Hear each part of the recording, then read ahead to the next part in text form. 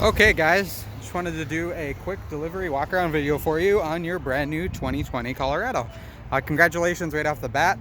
I'm just going to show you a few things. I'm going to come up with questions, and just remember I am just a phone call away. So a lot of the stuff you already noticed, but in the rear you got your side steps. Talked about this too. That's to release your spare tire underneath. You have both hitch plugins right here, then obviously your hitch as well. These little dots in the rear, that's for your parking sensors. That's what those are. You have a rear locking tailgate, spray and bed liner. As soon as you lock the car, that will be locked as well, so you won't have anything to worry about there. Show you some stuff in the rear. The power rear slider, I'll show you how to open that. 60/40 split in the rear. These little handles pull up the seat, put it back down. Power rear slider, just click this, it'll open. A couple USB ports and a cigarette plug-in as well. So most of this obviously is for the technology, so that's what I'm going to show you right now. Okay, on the driver's door you got power locks windows right here, so you got left and right and a directional pad to move your mirrors. All your power windows right here. This is for rear child locks and rear window locks, that's what that is for. Lock and unlock is right here. This right here is for your interior light dimmer, so that will control the brightness of the interior lights. Headlights, which most people leave in auto, and then your four-wheel drive selector as well, which again, most people just leave in too high until they need four-wheel drive, and then all you do is just twist it, just like this. Integrated trailer brake controller, which is all digital, so I'll show you how that works as well. Because once you actually mess with it, oh, that is not the right key. Bear with me here. Okay. So once you put your key in, start it up. 3.6 V6, as you're well aware of. It's integrated too, so once you squeeze this, it'll actually show you where your trailer brakes are going to be set at. So I don't know if you tow anything, but if you do and it has electric brake sets, that's what that is for. So on the front of the steering wheel on the left-hand side, you have all your cruise control selection buttons right here. So this is how you activate it, so I'll show you where that pops up as well. So right on the bottom where it says 3467, you'll notice that pops up that little icon. And all I'm doing is pressing this button right here. That turns on your cruise. After that, you'd hit set, and then your cruise control would work just as you would expect it to. You have a heated steering wheel on the left-hand side as well. Orange lights mean things are on, so that's what that is for. On the right-hand side, you have answer a phone call, hang one up. And then this directional pad here is to control what they call your DIC up top. That's your driver information center. So what I'm going to do is I'm going to press the right arrow. You can see it at the top there of the screen.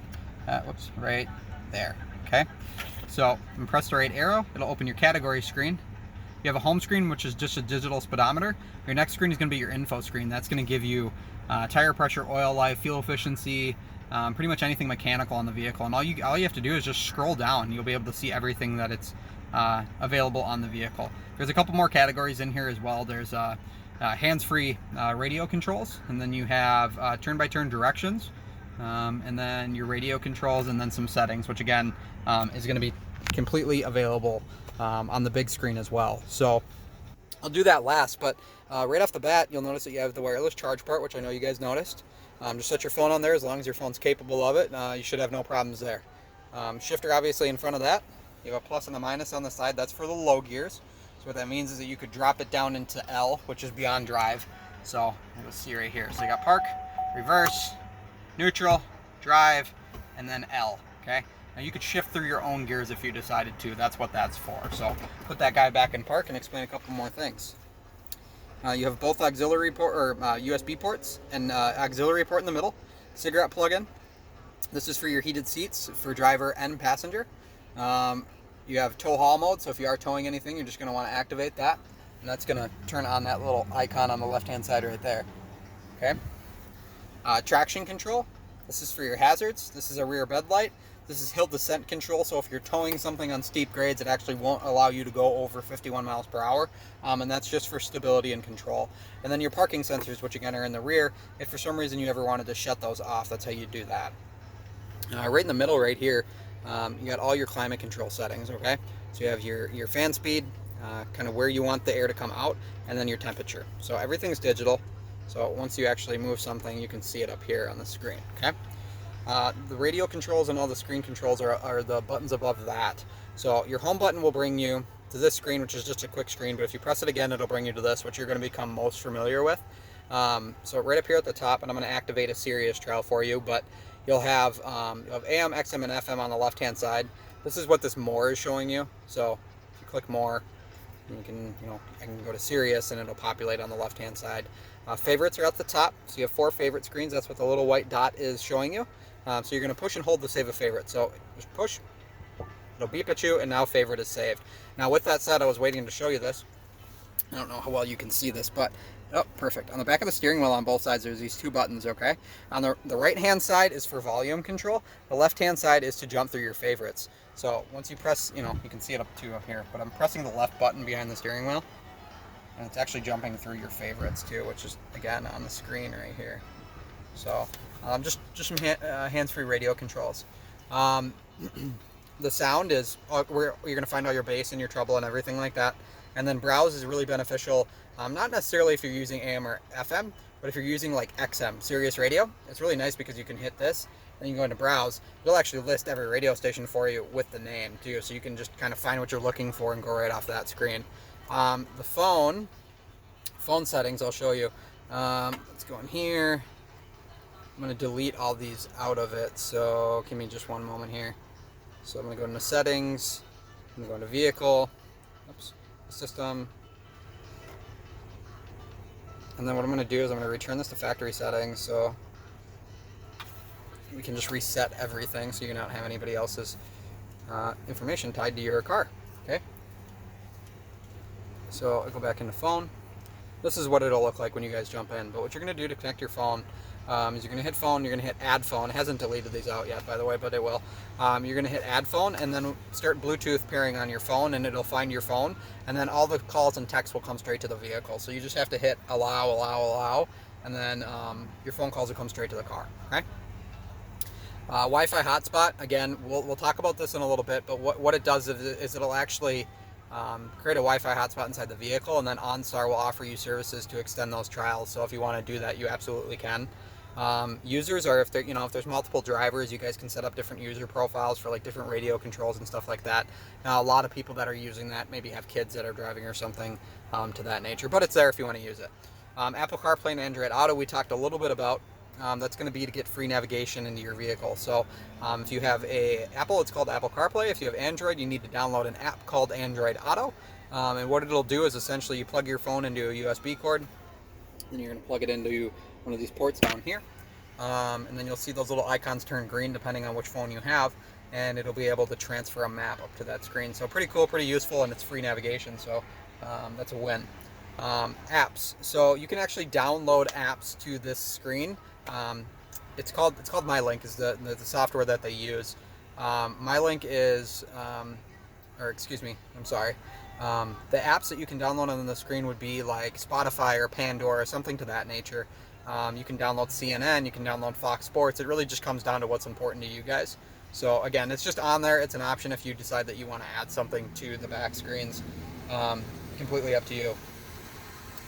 Alrighty, so OnStar services are going to be the same thing as pressing this blue button right here. The red button, can't really see that. Here. Okay, blue button is your OnStar services. You press that to reach OnStar. This button virtually does the same thing. And then the red button is emergency services. So that blue button that you're seeing on that screen is how you reach OnStar as well. This is the same thing as the section right down here. Okay, it's just a digital version of it. So you can press that and it can be all on the screen if you choose to do it that way. The camera is exactly what you'd expect. It's a backup camera, which will give you trailer guidance. So when you turn your wheel, you'll see it turning with the car. So it'll show you where you're going to end up. And then you have hitch guidance as well. So that's if you're backing up to a trailer or something like that. The My Chevrolet and Marketplace, these are all things that you can search for in your area. So it's like deals and offers. It's like deals and offers that are in the area. So if you have things like gas stations or restaurants or stuff like that, you can press that button. It'll actually show you offers that are in your current area, and that just even if you're in, if you guys are back in North Carolina, it should work there as well. So just a bonus feature. But yeah, that's pretty much the infotainment. Above you, we talked a little bit about these buttons, but again, this is how you're going to do your OnStar call. So you're going to press that button right there. OnStar will come on the line, and they'll just walk through your welcome call with you. The buttons above that are going to be for all your interior light dimmers. So this is for your outside lights, and then this just depending on how you want the lights to function. So you want the lights to always be off with the doors open or always on. So again, just what you prefer more than anything else. And then this is a sunglass holder. So that's it. The last thing I'm going to show you is how you remote start your vehicle, which I'm going to show you right now. So if you guys want to do that, you at least know how. Now, with remote start, once you do it, it'll work about 250 feet away from the vehicle. But once you do it, you can do that twice. So it'll run for 10 minutes before it shuts itself off. And then you can cycle that twice. So it would shut itself off. You could do it one more time before you'd actually have to physically walk outside and start your car. So you got your key fob in front of you. Right there. Sorry. Key fob in front of you. What you're going to do is you're going to hit lock twice. So it'll beep at you. And then you're going to hold this half circle button down for about 4 or 5 seconds. And you'll see it start up. That's it. Now let's say you're not going to the store and you decided that you just want to shut it off from the inside the house. You just hold this half circle button back down, shut itself off. All right guys, that's it. Congratulations once again. Let me know if you need something. Greatly appreciate the business.